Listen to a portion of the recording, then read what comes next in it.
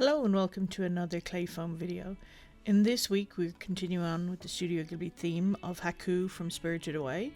So we're going to use a small polystyrene egg, a small polystyrene bowl, some tin foil, aluminum foil, aluminium foil for the tail. So you top and tail it, attach it together the way we do our other figures with toothpicks and hot glue. Form your tail in the tin foil. And you want to make sure that it's smaller than your finished size, so because you're going to add 2 layers of clay to it. So you want to wrap it with a porous tape, so washi tape, masking tape, hockey tape if you can get it, that's the best, or fabric tape, or sometimes even like if you can get cheap fabric bandages, that's the way to do. And then you want to cover it with the first layer of clay, so this is our base layer. And it's the same as we do all the other figurines. You cover it with the base layer, so this is the part that shrinks, so that the second layer with all the details doesn't shrink, and so that you have a finished figurine with no cracks and no weird warping. So you cover it with your white, because Haku is mainly white, and then you poke loads of holes in it so that it can air dry. And this is, quite a fun therapeutic part of it, just to stab lots of holes in everything. So once you've stabbed lots of holes in everything, you're going to leave it to dry for at least 12 hours, 24 hours before you go to the next stage. So once everything is dried, the next stage is to do the tummy for Haku. He has a pinky purpley tummy, so that's some purple, some white and some peach. And that gets you that lovely, warm, lilac-y colour. Now I've put quite a thick layer on this because he has belly scales. We want to indent and make those markings stand out really well in what we're doing. It would also help if I could figure out where the focus is in the camera. It's still a learning process, but you can see sort of the texture there. So you just get a pointy stick or toothpick or anything like that, and you make a nice big indent into the clay foam to simulate the belly scales. You do this for a snake as well, or anything that you want to have texture in the tummy. And then you just flatten down the edges a little bit. That's why you make the indents quite big, is because you're going to squash them in again quite a bit. And so there you go, there's the tummy. You can see that it's a couple of millimeters thick rather than the usual. I'm going to add a little bit into the tummy and then we'll leave that to dry. While the tummy is drying, we're going to make Haku's horns. So I'm using an orangey yellow mix to simulate gold, and you roll out a little sausage, taper one end, leave the other end slightly longer than you expect because we're going to cut it at the right angle to match his head once they're dry. Make sure that you make 2 so that they're equal to each other, or at least approximately the same, and then leave them to dry. So once the tummy's dry, then you can start the body of Haku. In the animation, obviously he's got hair, fur.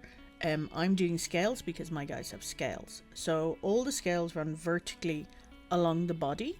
So I start on the tummy on one side, run my scales vertically, one on top of the other, then start the next line, run those vertically. And so what I do is I do one half all the way around to the back, and then I let that dry. I do the same on the tail. I do one half and then let that dry. And then once that's dry, I start on the other side and I do exactly the same thing. Do my lines all the way up, do my face, do that all the way around to the back. And at the back I've left a gap so that I can put in the mane as if it's inset into the scales rather than on top of the scales.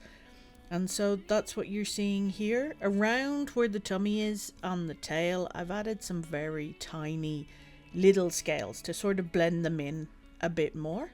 And there you can see the gap that I've left all the way down to the bottom of the tail.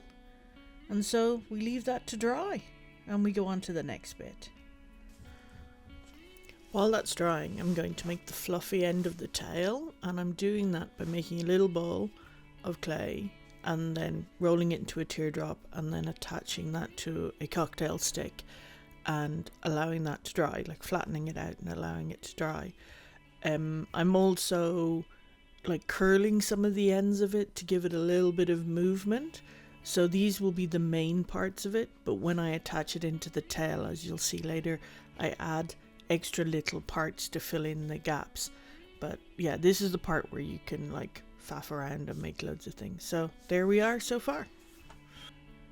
Once the body and the tail are dry, I'm going to cut them so that they fit perfectly and then attach them together with hot glue and some cocktail sticks.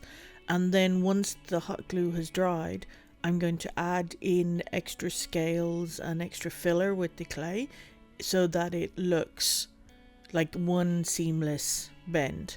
So you just add in a little bit of clay here and there we go. That's our body all done. So at this point we should also make his ears and his whiskers. So the first thing is to make his ears, which is a teardrop shape with a little bit of pink in it. Flatten it out, point the ends of it, attach it to the cocktail stick, the usual procedure. The most important thing is to make 2 ears and make them approximately the same size. Otherwise you'll look a bit lopsided. For the whiskers, you just need to roll out a super long, thin roll of clay. I use 2 acrylic squares. You can use acrylic rulers, you could use anything that's flat and plastic. And then I wrap that around a hot glue stick so that it can dry in the form that I want. Now this, even though it looks really thin and it looks really narrow, it will hold its form once it's dry. And so you can see here how it's like, this is what it's going to look like. So I normally make like 3 or 4 of any of the small parts to give myself some choice. So we're going to leave those to dry.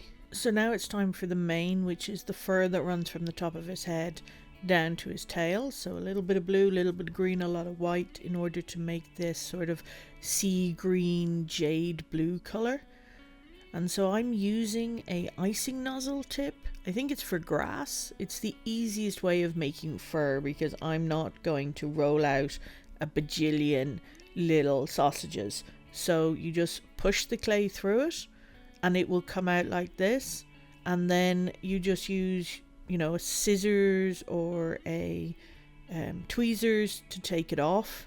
I try not to use my fingers because I have a tendency to squash everything, and so you kind of want to make it like little clumps of like tufting grass. And so you just continue on, press the next little part out, take it off, put it on. I try and work in sort of 5 or 6 clumps, not to, so it doesn't dry out so much. And then you just attach it in the gap that we left between the left hand and right hand side of the scales. So you just attach on all your little clumps of fur. Make sure that, you know, you adjust them to make them look like hair, make them look like that they actually belong there. And then use a toothpick to go in and make some final details, some final adjustments, fill in any gaps that you can see where it didn't quite reach the scales, and then do that for the whole body all the way from top to bottom. And you can leave that to dry so that it's easier to handle. So once the mane is dry, you can add in the fluffy end of the tail.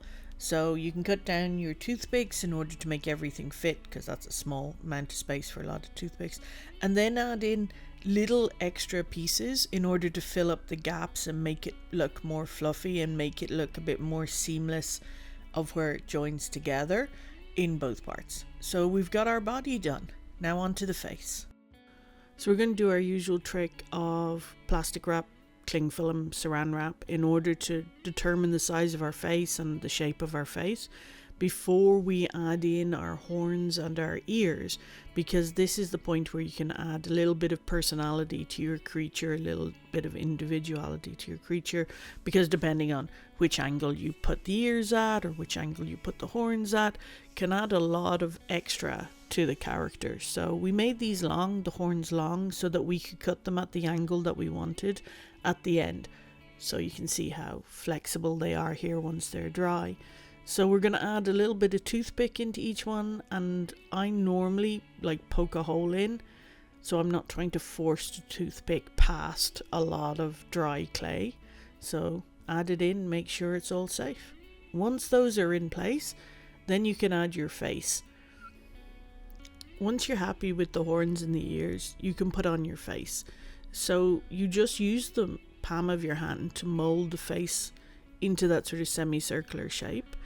I'm adding a little bit of texture with the nail brush because of the fact that in the animation Haku has fur on his face, so we're just adding in a little bit of texture so that it's not super smooth and therefore look odd compared to the rest of his body.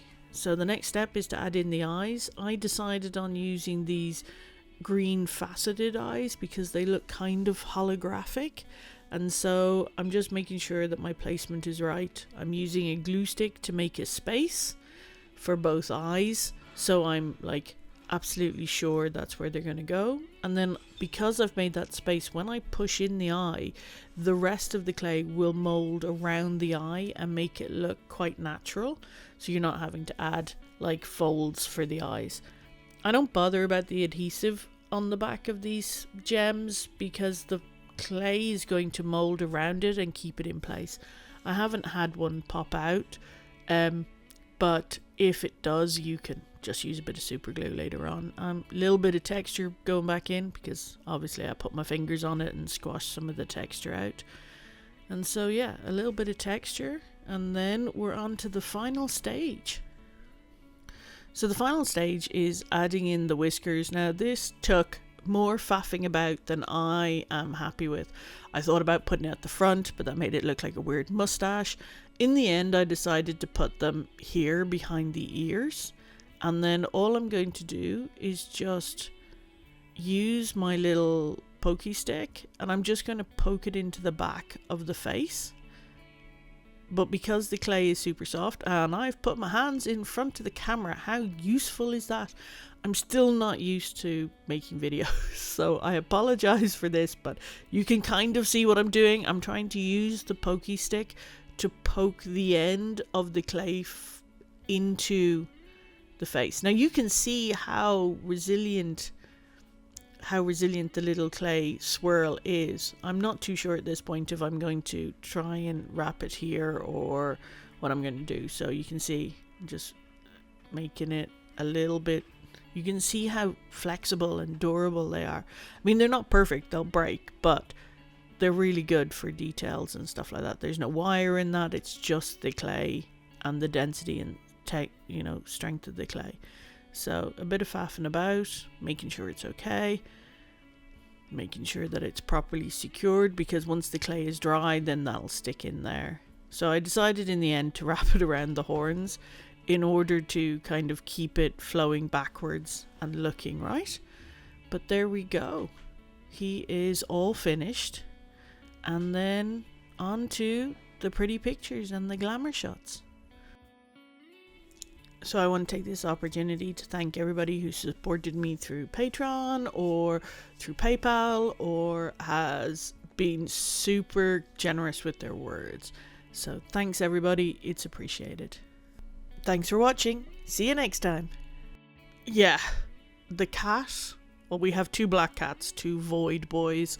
They are particularly enamored with the lights and they don't help. I mean, I love them, but they're not helping. Thanks for watching. The next video will be to celebrate the Lunar New Year. Bye.